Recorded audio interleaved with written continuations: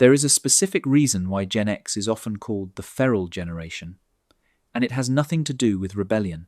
It has to do with a unique neurological wiring that comes from growing up in the last era of true, unmonitored silence. If you are part of this generation, you possess a set of survival skills that modern psychology suggests are becoming extinct. You didn't just survive your childhood, you engineered it. And, looking back, you realize that what today's parents might call neglect was actually the training ground for an elite form of mental toughness. The first psychological skill you developed is what I call the audio engineer focus.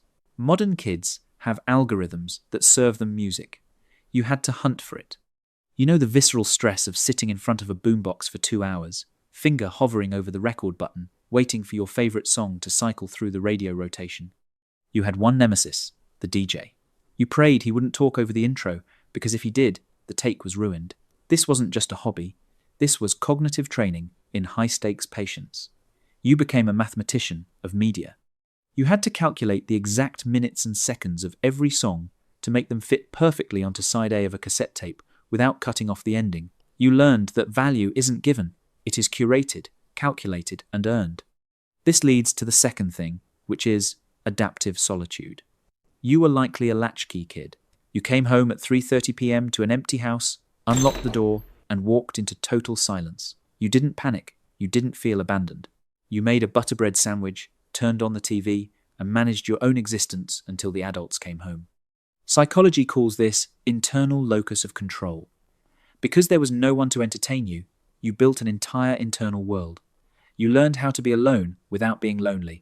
While modern generations get anxious when they are disconnected for 5 minutes, you find peace in it, because you remember when being unreachable was a luxury, not a crisis. The third thing people who grew up in this era learned was their pain tolerance threshold. Your childhood playgrounds were not built for safety, they were built for natural selection. You remember the scorching heat of a 16-foot metal slide in the middle of July that would literally burn your skin. You rode bikes without helmets, miles from home, and when you fell off and gashed your leg deep enough to see white tissue, you didn't call for help because you couldn't. You walked the bike home, you cleaned the wound yourself, you learned that pain was a signal, not an emergency. This exposure to what researchers call safe danger wired your nervous system to remain calm in a crisis. You don't spiral when things go wrong today because you know you can survive the fall. The fourth thing I loved about this generation is their analog social intelligence. Today, privacy is impossible, but you grew up in a world where privacy was physical. If you wanted to talk to your crush or your best friend, you had to drag a 50-foot phone cord into the pantry or the closet just to get away from your parents in the kitchen. You spent your weekends at record stores not just buying but socializing. You didn't have group chats, you had physical gathering spots.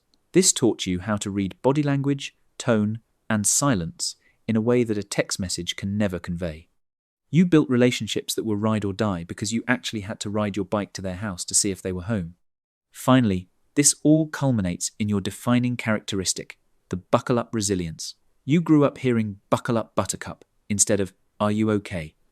You lived in the shadow of the Cold War and the threat of nuclear winter, yet you lived day to day with a shrug. You aren't cynical, you are simply unshakable. You are the bridge generation.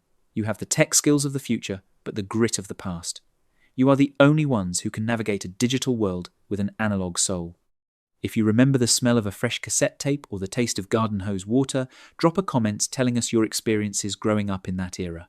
And if you want to understand more about the psychology about you, make sure you subscribe to the channel.